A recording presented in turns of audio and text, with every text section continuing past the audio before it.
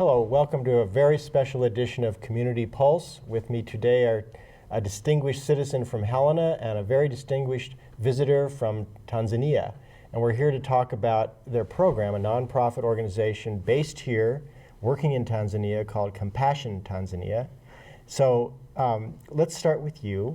I want to make sure I get your name, Valerie Wilson. We know you as Val. Mm-hmm. You're the chair of the board, president of the board of directors of this local nonprofit. I am. Tell us a little bit about your position, your role in the organization, and then we'll quickly segue to your visit here and the purpose for being here in Helena, a long way from home. Yes. So, well, great. So, Stephen, yeah, thanks for having us, first of all. Yeah, my current position is I'm president of the board of directors of Compassion Tanzania, and we are a local Montana nonprofit. We're a 501c3. We were founded in 2008 with the mission of drilling water wells in 5 villages, and I'll give you some backstory on that. So that was in 2008, and in 2018, we celebrated drilling our 70th well. Yeah. And so the wells we're talking about are deep borehole wells, and they are located, with the exception of maybe 2 or 3 of them that are like at a missionary center or specifically by a school. The wells are in the remote bush villages in northern Tanzania, and we're primarily in the Mwanza Magu district in that area. It's the northern part of the country? Yeah. If I'm not Yeah. mistaken? Yeah, close to Lake Victoria. Yeah. Well, sad to say I've never been there, but I'm sure it's lovely. Mm-hmm. And we'll talk first about the reason for you being here. You are Eric Oguta, and you are the evangelism director for the organization. Yes. So you're based at your home country, Yes. and you've traveled here a long way in a very circuitous way for a special event that's coming up real soon. So we'll talk about that first. It's called the Winter Thaw. Is that a theme that goes year to year, the Winter Thaw? So no, actually this is our first annual Winter Thaw. So we've had a lot of different events. We've had bluegrass concerts, and we've had different sorts of events. But this is the first time we've done one this time of year. And so we're actually having this event at Bert and Ernie's, and they have that back room. It's the Tuscan room, but we're renaming it for this event the Serengeti room. And so it's going to be February 1st, Saturday, February 1st, from 5 to 8 p.m. And this is an opportunity to come and meet our board members, to come and meet Eric Oguta, and then we'll talk about basically a look back on the 70 wells that we've placed and a look forward to the next 5 that we plan on drilling in October of 2020. Yeah. So, Eric, why don't you give us just a preview of what message you are bringing to this community and to this special group of people meeting on February 1st? I'm telling you, Brother Steve, first of all, I am just out here to thank Helena community, and not only Helena community, friends and people who have worked with us and have helped us to get these wells that we'll be reporting, that is up to 70, and hopefully in October this year we are going to do 5 more wells. I'm just here to thank them, and also I will encourage them to continue being for the right cause. And what they are doing is great, and is something that God has blessed, has touched so many and impacted many communities and villages in Tanzania, Magu, Mwanza area. So I would just be here to encourage them and tell them that what they are doing is something that impacts lives, and not only one individual lives, but lives in thousands, because where we drill a well, it serves closer to 1,200 plus one water well. And most of the villages that Compassion Tanzania has been able to drill wells are the remote villages, that even getting there sometimes is not easy. In fact, they have a government, or they have roads in the country which we would be proud of, which are good roads, but some of these places, they don't have even good roads to get to. Yeah, but we thank God that Compassion Tanzania, founded here in Helena, has been able to work with us and make sure that they have given us clean and fresh water well. So I would just encourage people to continue being on board and on course on this thing, because it is God's thing, and God has blessed it. Well, as you speak, you're reminding me that you're a pastor of a church at home. So Yes. You know what you're talking about, and the language will be familiar to the community here as well as at home. So let's just finish talking about the event itself. On February 1, you'll be there to speak. The board will be there to welcome whomever will come, and people will be encouraged to support the organization and perhaps join the board if they're so inclined. Yes. And to celebrate the wonderful work that's been going on. Sure. So with that, let's just back up a little bit in time and space to talk about how this came to be. I mean, Helena and Tanzania are a long distance apart. And so I'm curious about its origins, the origins of the organization, but also about how you came to settle on water wells as the thing that you do. Because I love the simple clarity of providing drinking water to people who don't have it. That's just about as good as things can get in today's world. So I'll stop talking, and we'll just back up a little bit and talk about how this all came to pass. Oh, thanks, Stephen. I love to tell this story. So it was actually going back a long time, it was in 2007 was the first time that I met Pastor Aguda. And he invited, at that time, myself and my late husband to join him in some mission work that was being done in Tanzania. And so when we arrived, certainly there was a lot of good work being done in the villages in Tanzania. But at the time, my husband John and I were saying, these people really need water. Yeah. And so we visited at that time 5 villages that were, and met the people in the village and spent time with them along with Pastor Aguda.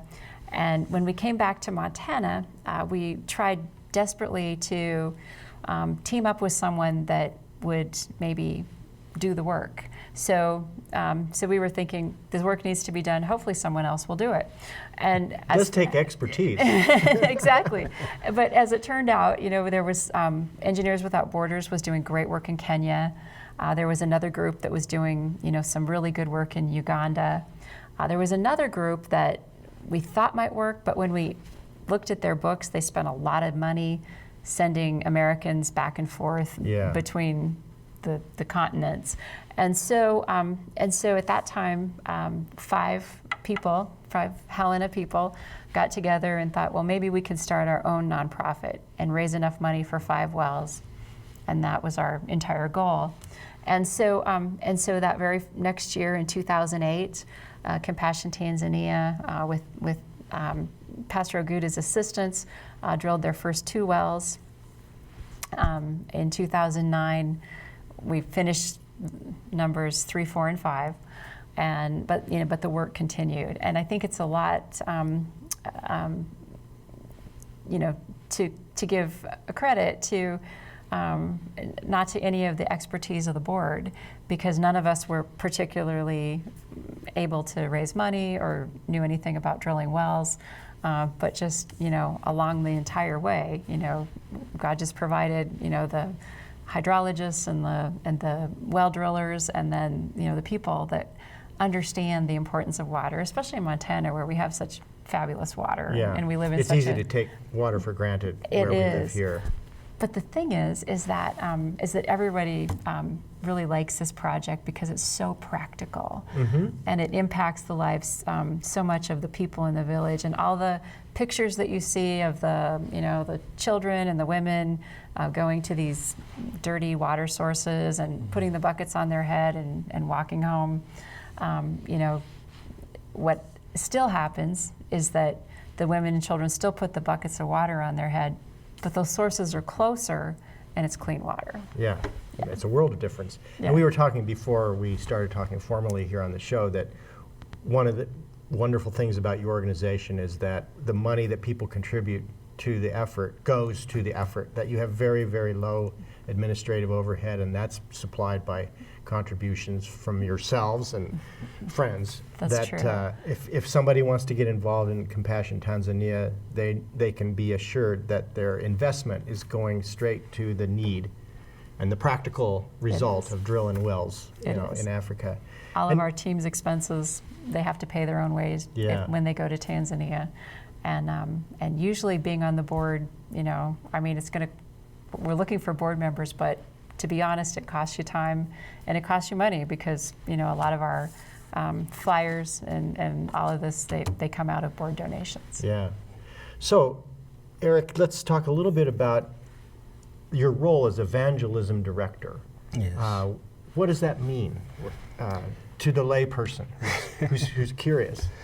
Yeah, many a times because the ministry, I would call what Compassion Tanzania is doing is ministry, and is Christian-based, though meeting people in the village, which they got not to be all Christians. We have every people of the walk life drinking from these water wells, but we many a times before Compassion Tanzania drill a well, I go out there and maybe follow up with the assessments, try to see if the need is a real need, and people will be benefit from how many people will benefit from this water well that is going to be drilled there.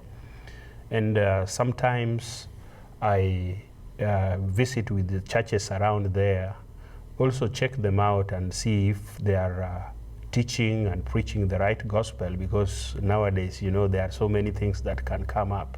So I would just check and make sure that the churches we have around there are teaching the right message from God, from the Bible, and also maybe I would partner with them in trying to do like a short evangelism, just to make sure that the people, even when the water comes in that community, they know it is not just water we are bringing, but we are bringing something bigger than that. We are bringing... There's another dimension to your endeavor. Yes.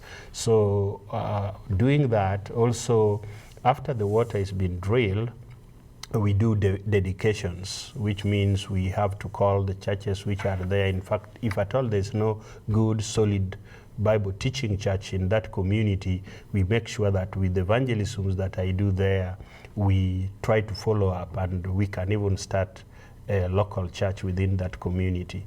And if there are good Bible believing and preaching churches within the community, we work alongside them, but we help them disciple the people within that community, which means we do believe that ethics is something very, very important. Besides just having water for life, but people not taking care of other things in life, or how to respect one another, or how to behave well with one another. Sometimes you will have water, but it will not help you much. Yeah, so those are things that we try to do. So I do dedications, I do evangelisms before the water is drilled, and even after the water is drilled. And in fact, we don't even stop at that level. I keep on doing follow-ups, and maybe there are some people in those communities or in those villages that are lacking some basic needs. So I come alongside and try to minister to those kind of basic needs, like maybe food, because you know for sure that Africa, some other parts, like those villages are hardly hit with HIV/AIDS, and many kids have been left orphans. So when we find such situations, we try to help these orphans, that beside giving them clean water, which has improved the livelihood. In fact, we realized that most of those villages, people could die at a very young age because of waterborne disease, some like schistosomiasis, typhoid, because of clean water. But these people now live longer, but now what else? Are they able to go to school? So those are things that I am on the ground trying to follow up and make sure that some of these people that we are giving more life by providing water, they can also go to school by having school uniforms, having notebook, pencils, and even if need be, some tuition we help them with. Well, your job is complex. Of course. You know, I start out saying how simple and clear water is, but obviously it's the wellspring of all these other things. Yes, people live holistic. I should ask, are you affiliated with any particular denomination, or is it kind of a Christian-based organization that doesn't have attachments to a specific church? So, Stephen, we don't have we've got support from a variety of churches, but we're not associated with any churches directly. So there's no exclusivity here. No, it's more of an inclusive endeavor to bring water to people and then some. Yes, actually, people who have given towards drilling of water wells or support of these families who are disparate, needing help in these villages, cut across all denominations and churches, and we are thankful. Well, I've taken us past our allotted time, so I want to thank you so much for bringing your story to us and our audience. The work is obviously admirable in so many ways, and more power to you. And I hope everything goes well for Compassion Tanzania from this moment forward. Thank you. And that you have a very nice experience here in Helena, Montana. Oh, of course, even since I got here, I've been enjoying the Montanans' hospitality. They are such a wonderful, generous people, loving, and have been fed. I'm so thankful that even all this will go smoothly as they've been welcoming. Yeah. Well, thanks again. Thank you, Steve. And thank you all for watching.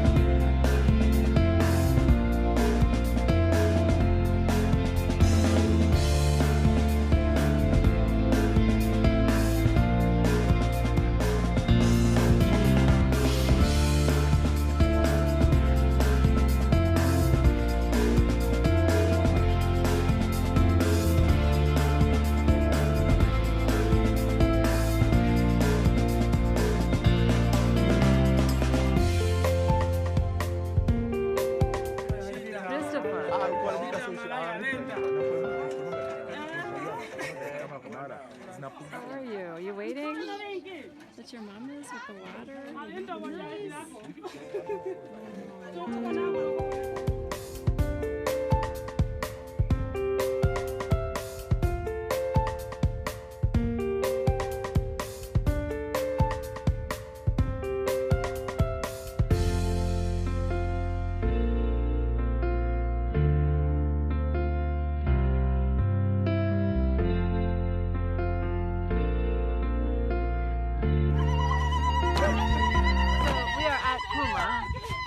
And we are watching a dance of thanks to Compassion Tanzania.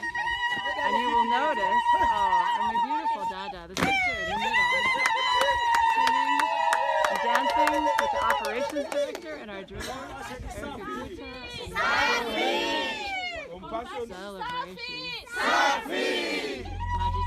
Maji Safi! Bye.